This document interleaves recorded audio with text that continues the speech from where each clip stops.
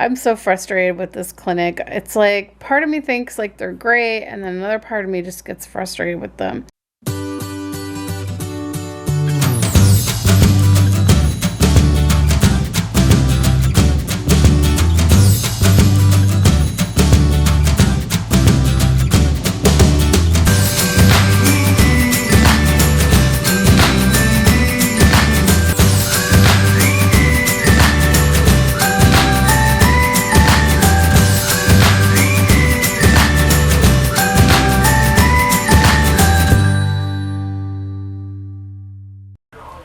Hey guys, look at this rain coming down right now.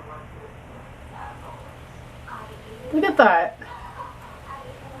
And the sun is still kind of shining, but it was really, really dark. Like, it got really dark. There was a bit of thunder and it just started pouring. And now it looks like the sun's trying to come back out, but it's still pouring buckets. Wow. It's just coming down. And right now, today I've been having Riley's chair set up here so you could look outside, and there was some construction trucks out there. If you can see the sidewalk there, there was some construction trucks, and he was enjoying watching them. He was sitting here and enjoying watching them. I wish I had got it on video. It was so cute, but yeah, it is pouring. So it is Friday, and today I have just been getting a lot done around the house, tidying up things, putting things away. I had got out all my summer clothes last weekend, so I was just putting away my winter clothes into the, what are those things called? Space saver bags, where you vacuum seal them. So I got all those put away. I got all the babies changed for Lupus Awareness Month and made a video about that.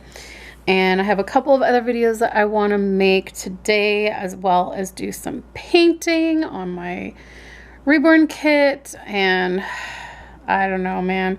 I'm so behind on reborning. I just haven't really, honestly, I haven't really felt the drive to reborn lately. The moods hit me here and there, but I just really haven't felt like doing any reborning. I've just been, between when I was feeling sick and I had no energy to do anything, and then now that I'm starting to feel better, I have like chores I'm behind on. My mind is just like on getting things done around here and just catching up on things. And so my mind hasn't really been like able to focus on painting for a long period of time.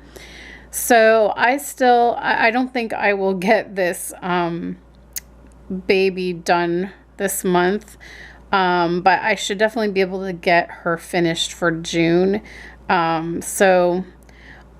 She's still going to be a fundraiser baby. The kit was donated to me from McPherson's to make to raise money for lupus. So, I was hoping to have it in Lupus Awareness Month, but it won't happen. But it'll still be a fundraiser for lupus. So hopefully in the next couple weeks I can get that done. So I'm going to try and get some painting done today and tomorrow, and Sunday I think we're going to be out almost all day because it's my mother-in-law's 60th birthday, so I don't think I'll get much done on Sunday. So I really have just the rest of today, like it's 4 o'clock now, so I have the rest of the evening and I have Saturday. So try to get as much done as I can. But I did want to do a quick little health update. Yesterday I went to the Lupus Clinic, which I think it's been about 3 or 4 months since I've been there. So I'm so frustrated with this clinic. It's like part of me thinks like they're great, and then another part of me just gets frustrated with them. So, as you may remember, the last time I went, they were saying that they were going to request all of my records from my kidney specialist that treated me back in 2010. And that once they received those, they could probably finally officially diagnose me as having lupus on paper. And so I thought, okay, great, that's going to happen this time at this appointment. Well, they got the papers from the doctor, and they said that the protein level that was in my urine at that time was not significantly high.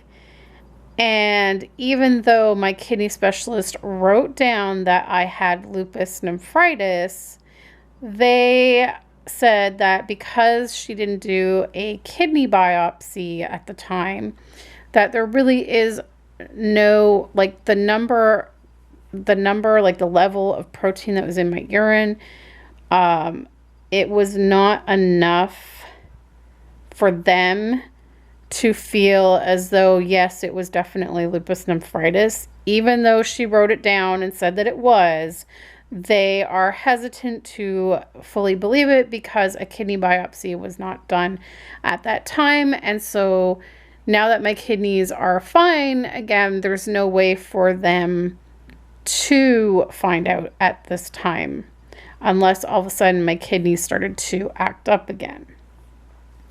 So they went over again all of the symptoms that I've had or have, and really it's just the kidney part that's kind of preventing them from making a full diagnosis. And so they're saying that I'm like borderline.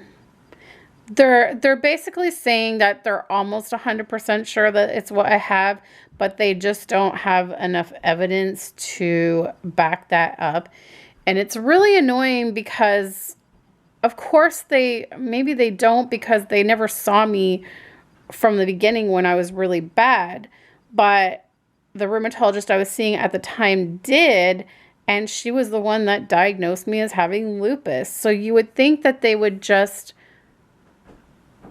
agree, they would just look at my paperwork where the rheumatologist said that I have lupus and just go with that. I really, really wish that my rheumatologist hadn't moved, because otherwise, like if she hadn't moved, I'd still be seeing her, and she was a phenomenal doctor. But she moved, and so I had no choice but to find another doctor. So I went to the Lupus Clinic because it came highly recommended. But, in some ways they're really good, and in some ways it's like, it's just annoying that they're questioning the diagnosis that my rheumatologist initially made. It's annoying.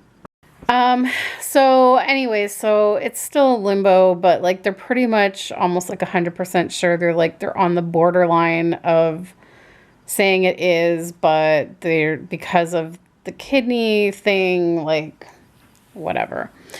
But anyways, they did an ultrasound. They now have an ultrasound machine in the room, so they can do ultrasounds right on the spot, which was awesome.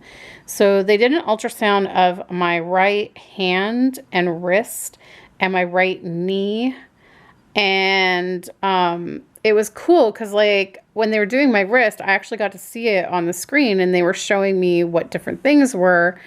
And they were able to do, I don't know, they hit this button and it was able to highlight areas that were active, like in the joint, like meaning like, I guess, inflammation in the joints. And it was like flashing red in those spots. They also found some fluid as well. So my joints are acting up again. I kind of knew that. I was feeling it. Thankfully, they're only really sore at night. So during the day, I'm okay pretty much. But he did see that, I had some joints that were active. And so we were just trying to figure out what route to go to treat that. So first off, I'm down to 1 milligram prednisone, which is great, and I want to get off of prednisone. So they said either I can decide to stop taking that, or they could up it back to 5 milligrams and see if that helped, but I really didn't like that option. So the other thing was that they said they could try putting me on naproxen, and I'll still stay on methotrexate as well, but they would try adding naproxen and see if that could take the place of the prednisone and if that would help. They also said that my dose of methotrexate is pretty low, and they were asking why that is. And I said, well, and because see, there's always a resident doctor, like a student doctor kind of thing, and they kind of cycle through.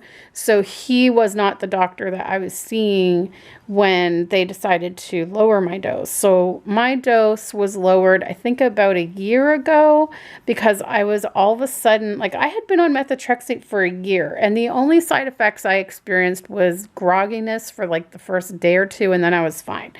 But for some reason, after about a year of being on it, I started to get really, really bad nausea, and it got to the point that I ended up having to miss like a whole week of work because of it, because I just felt so sick, and like I just kept feeling like I was going to throw up. I think I even did throw up at one point.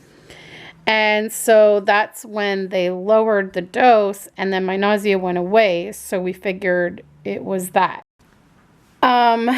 So, so they were saying, you know, they feel like I need a higher dose of methotrexate. But I was like, but I don't want to get the nausea coming back, you know. So they made the suggestion that I switch from pill form methotrexate to the methotrexate injections. And the reason they suggested that is that they said they could give me a higher dose with the injections, and apparently the injections usually do not give you the GI kind of side effects. They said that I shouldn't get that with the injection. So I'm just going to ask for any lupus patients out there that have been on the methotrexate pills and or injections, like, can you tell me what your experience was with that? Because I'm just wondering, like, is it true that the injection is better? They said that it works better and it also has less side effects. Is that true? I just want to know patients' experiences with that, because I don't do well with needles. I never have. I remember being like, I don't know how old I was, like 4 or 5 years old, and I had to get an immunization shot, and I literally fainted. And I have passed out several times from blood work. Now I've gotten better with blood work. I'm getting used to it just because the one that does the blood work at the Lupus Clinic is fantastic. She can always get me on the first try, and she distracts me to the point that like I don't even realize anything's happening most of the time, and I don't pass out. But if I go anywhere else and they have to poke me, because my veins are so hard to find, they usually have to poke me like 1, 2, sometimes 3 times. That's when I start to get woozy. I start to get lightheaded, and I feel like I'm going to pass out. It's just something about me and needles and blood, and I get very queasy very easily. I've been like that since I was a kid. So the thought of having to give myself a weekly injection, I mean, I'll do it if I have to, but I really don't like the idea of it. So what I was saying to Alex is, I think what I'm going to do is I'm going to, well, actually, Alex is already going to do that today. He's probably on his way there now. He's leaving work now. He is going to go and fill my, oh, I see a postman. Hold on, guys. I think it might be a package I've been waiting for. I'll be right back. Sorry about that, guys. I have a package to open. Stay tuned for a video. So anyways, what was I saying? Yes, what I've decided to do, and I kind of thought about this on my way home from my appointment yesterday, is they wrote out a prescription for naproxen and also for the injectable version of methotrexate or whatever. But I told Alex to just fill the naproxen for now. And so what I'm going to do, and they said that like I didn't have to stop prednisone right away. They said to just add the naproxen and see how I feel. And if I start to feel better, then I can try eliminating the prednisone, because I'm only down to like 1 milligram, which is pretty much nothing anyway. So what I've decided I'm going to do is I am going to get the naproxen tonight, and I'm going to start on that for a week and see how I feel. And if I'm starting to feel better, I'm going to take out the prednisone and just have the naproxen and still use my pill form of methotrexate at the lower dose, and see, give it like a week or two after that and see how I do. And if I'm feeling okay, then I see no reason to have to up my dose of methotrexate so that I can start like to go and do the injectable methotrexate. Like, I don't see the point if I'm going to be okay with the lower dose and the naproxen that they've prescribed, then I don't see any reason to up the dose of methotrexate and start injecting it. You know what I mean? So that's what I've decided to do, because I really want to try to avoid having to give myself a needle at all costs. I mean, if it comes down to it, if it boils down to it that I'm still not getting relief from the joint pain with just the naproxen, and we need to up the dose of methotrexate, then I guess that's what we'll have to do. But I figure I'm not just going to like jump on the bandwagon and do all of it at once. I'm just going to like, you know, step by step add or remove or whatever. You know, I just personally, I feel more comfortable doing that. Because the thing is, like, methotrexate is such a strong drug. It's heavy duty, and if I don't have to take a ton of it, I'd feel better not having to take a ton of it. Like, if I can get by on the 4 pills a week of methotrexate, I will do it. So that's my plan. That's what I'm going to do. I mean, I didn't ask them about it, but I feel like that's what I want to do.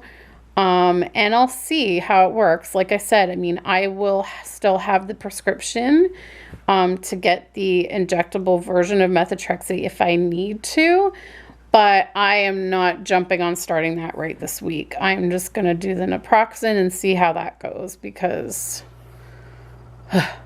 but yeah, I just want to, like, if anyone out there has lupus and has done has been on both the oral version and the injectable version of methotrexate, can you give me your experience on which one was better?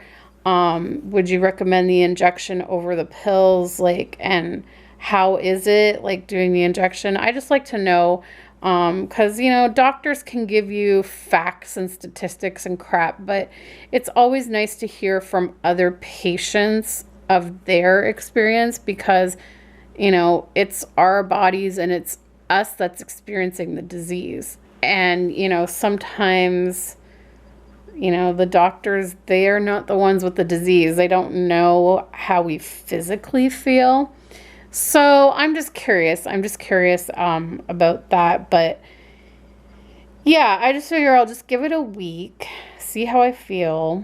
If I'm feeling better, I'll take out the prednisone. Thank God to be off prednisone. And then, you know, if see how, you know, being without that works, and hopefully it'll work and I won't have to do the shots. But if it's still not giving me much relief and I'm starting to get swelling in my joints, then I guess I'll have to consider the injection, but I am not jumping on that bandwagon right away. I am just not. But anyways, so that's my little health update. And yeah, I don't know what time Alex will be home because he has to go to with traffic these days, and also with this rain, I can guarantee traffic will be even worse. He probably won't get to the pharmacy till like 5-ish. And then you usually have to wait like 15 to 20 minutes for them to fill a prescription. So I don't know. He might not be home till like 5:30-ish. So, and then we will have to have some dinner. And yeah. And hopefully there is a new Impractical Jokers that we can watch while we eat dinner, because I love that show so much. It just makes me laugh and laugh. And here's my little boy. Hi, baby. Hi. What you doing? Did you enjoy looking out the window today? Did you enjoy seeing all the trucks? You missed the rain, though. You should go. It's still raining. You should go check out the rain. Oh, look at that face. Look at that face. Oh, yes, I love my Riley. Oh, yes. Oh, yes. My baby. Yeah, so I washed up my Tide fleece blanket today because it's getting too hot for me to use that one. So I've pulled out my adult-sized muslin blanket because it will keep my toes warm, but not to the point where I'm going to be boiling hot, because my Tide fleece blanket is super duper heavy and hot. Look at my cute little boy. Look at my cute little boy. Beep, beep, beep, beep. I know I'm bugging you. Go back to sleep. You're very quiet today. Huh? You're very quiet today, Riley.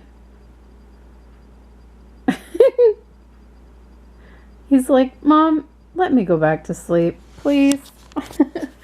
All right, guys. Well, I think I'm just going to end this video here. I just basically wanted to give you the update of what happened at my doctor's appointment. And, yes, that was my phone, buddy. Don't be scared. My phone made a sound and he was like,